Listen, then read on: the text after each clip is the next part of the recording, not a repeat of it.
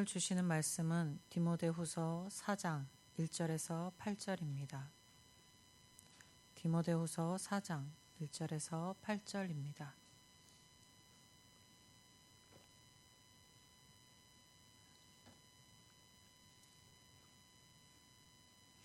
하나님 앞과 살아있는 자와 죽은 자를 심판하실 그리스도 예수 앞에서 그가 나타나실 것과 그의 나라를 두고 엄히 명하노니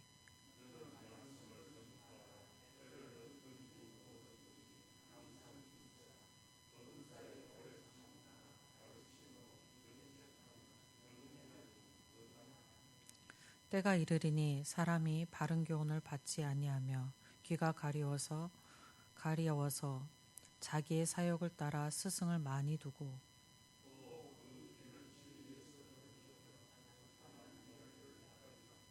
그러나 너는 모든 일에 신중하여 고난을 받으며 전도자의 일을 하며 내 직무를 다하라.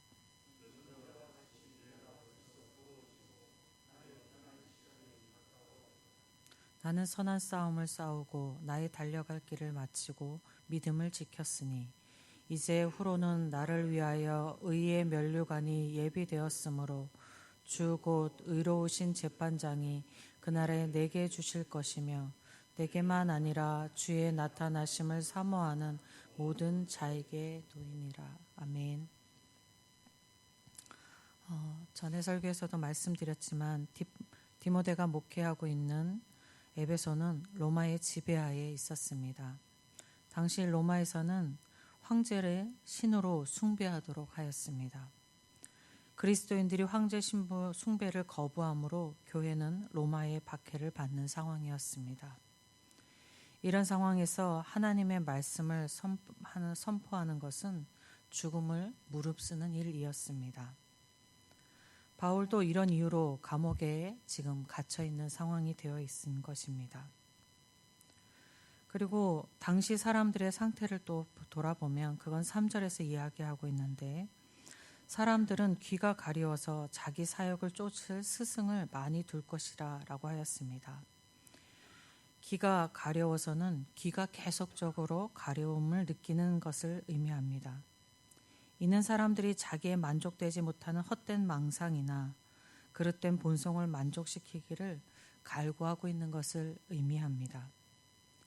이들은 자신의 길을 즐겁게 해줄 것에 집중합니다.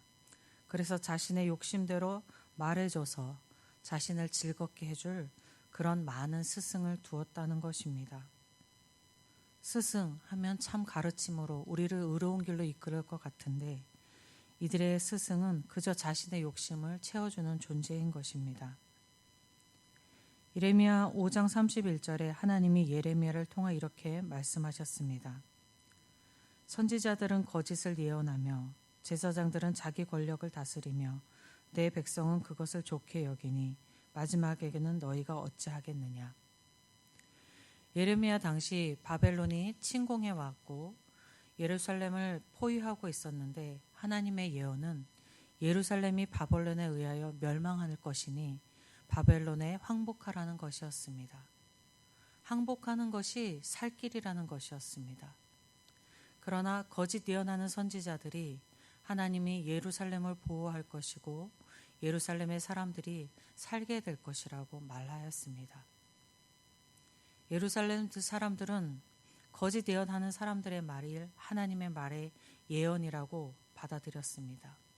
그 이유는 거짓 예언하는 이들이 자신들의 귀를 시원하게 해주었기 때문입니다. 하나님의 뜻과 상관없는 자신들의 욕심을 채워주는 것이었기 때문에 그 거짓된 예언을 하나님의 예언으로 받아들인 것입니다. 예레미야 시대 예루살렘의 사람들이 거짓 예언을 들음으로 아주 잠시 시원함을 느꼈을 수는 있지만 그들은 예루살렘이 바벨론의 정복됨으로 인하여 처참한 가족이 죽음을 당하는 처참한 결과, 자신들도 죽음에 이르는 처참한 결과에 맞게 되었습니다. 오늘날의 사람들은 오늘날도 하나님의 말씀이라면 귀를 즐겁게 해줄 것이라고 생각하는 사람들이 있습니다. 사람의 귀를 즐겁게 하는 것이 하나님의 말씀이 아닐 수도 있습니다. 나의 귀를 시원하게 해주는 말들이 하나님의 말씀이 아닐 수도 있다는 말씀입니다. 오늘날의 시대는 인터넷, 특별히 유튜브를 통해서 내 귀를 시원하게 해주는 말들을 많이 들을 수 있습니다. 그리스도인은 자기의 사역대로 사는 사람에서 주님의 뜻대로 사는 사람으로 그 삶이 변화된 사람들입니다. 우리 그리스도인들은 생각해 보아야 합니다. 유튜브와 같은 매체에서 내 귀를 시원하게 해주는 말들을 들을 때에 이게 하나님의 뜻이기 때문에 내가 듣고 있는가? 아니면 내가 듣기를 원하는 어떤 시원함을 주기 때문에 듣고 있는가라고 생각해 보아야 하겠습니다. 저와 여러분이 이런 많은 매체들을 들을 때에 하나님의 뜻을 분별할 수 있는 지혜가 있기를 주님의 이름으로 축복드립니다. 바울은 로마의 황제 숭배로 인하여 죽음에 처할 수 있는 상황에 있는 디모데에게 말씀을 선포하라고 명령하고 있습니다. 디모데가 선포하는 말씀을 듣게 될 사람들은 자신의 사역을 채워줄 스승을 쫓는 사람들로서 디모데가 아무리 죽음을 무릅쓰고 말씀을 전한다고 하여도 그 말씀을 듣지 못할 수 있는데도 말입니다. 그런데도 바울은 디모데에게 때를 얻든지 못 얻든지 말씀을 선포하기에 항상 힘쓰라고 합니다. 바울이 디모데에게 말씀을 선포에 힘쓰라고 한 이유는 1절에서 예수 그리스도께서 살아있는 자와 죽은 자를 심판할 것이기 때문입니다. 심판의 주이신 예수님 앞에 디모데가 말씀 선포자로서 설 것이기 때문입니다. 그리고 그것뿐만이 아니라 다른 모든 사람들, 그리스도를 아는 사람들이나 모르는 사람들이나 심판의 주이신 예수님 앞에 설 것이기 때문입니다. 그때 예수님을 모르는 자들은 주님 앞에 심판을 피할 수 있도록 말씀을 선포해 주어야 하는 것이 말씀 선포자의 직무입니다. 이제 그리고 바울은 디모데에게 주의 일을 하고 고난을 받으라 하고 있는 것은 바울 자신이 주의 일을 위하여 많은 고난을 받았던 삶을 살았기 때문입니다. 7절에서 내가 선한 싸움을 싸웠다라고 하였는데 여기에서 싸움은 전쟁의 싸움이 아니라 운동 경기를 가리키는 것으로 보아야 합니다. 바울은 마치 마라톤 선수가 그 긴 거리를 완주한 것 같이 믿음의 마라톤의 경주를 마쳤습니다. 바울이 다메섹에서 예수님을 만나고 하나님으로부터 위탁받은 복음 전파의 직무를 죽음 위기와 고난 중에서도 포기하지 않고 끝까지 지속하여 왔기 때문에 와서 드디어 완주했다는 것입니다. 그러니까 바울이 지금 6절에 보면은 자기의 죽음이 가까웠음을 말하고 있습니다.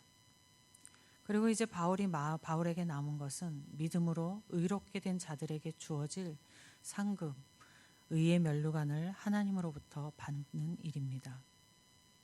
그러니 너 디모데도 나와 같이 의의 면류관을 받기까지 말씀 선포의 일에 고난을 받으라고 바울이 말하는 것입니다. 여러분과 저도 바울처럼 디모데처럼 심판의 주 앞에 설 것입니다. 그때 각자의 삶에 주어진 사명을 감당하고서 설 수 있기를 소원합니다. 그리고 우리 모두는 하나님으로부터 의의 면류관을 그날에 받게 되기를 주님의 이름으로 축복합니다. 아버지 하나님 감사합니다. 우리의 어리석음을 날마다 일깨워 주셔서 잊어버리고 아버지 하나님 우리의 길로 갈 수 있는 저희들을 다시금 하나님 앞에 서게 하시니 감사합니다. 때를 따라 말씀을 주시고 하나님의 깨달음을 주셔서 하나님의 뜻 가운데 살아가게 하시니 감사합니다. 나의 귀를 시원하게 하는 것들, 세상의 소리를 들으며 살아가지 말고 하나님의 소리를 들을 수 있는 아버지 하나님 지혜와 분별을 허락하여 주시옵소서.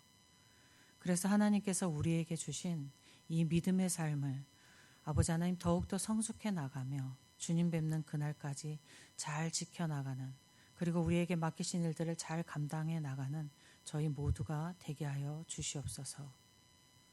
주님 성전에서 시작하는 이 한날이 오늘 하루가 주님 안에서 살아가는 그 날이 되게 하여 주시옵소서. 시시때때로 맞이하는 상황 가운데에서도 주님의 보호 아래 우리의 마음을 지키고 우리의 삶을 지켜나갈 수 있도록 은혜 허락하여 주시옵소서. 하나님의 은혜를 간절히 소망하며 우리 주 예수 그리스도의 이름으로 기도드립니다. 아멘. 하늘에 계신 우리 아버지, 아버지의 이름을 거룩하게 하시며 아버지의 나라가 오게 하시며 아버지의 뜻이 하늘에서와 같이 땅에서도 이루어지게 하소서. 오늘 우리에게 일용할 양식을 주시고 우리가 우리에게 잘못한 사람을 용서하여 준 것 같이 우리 죄를 용서하여 주시고 우리를 시험에 빠지지 않게 하시고 악에서 구하소서. 나라와 권능과 영광이 영원히 아버지의 것입니다. 아멘.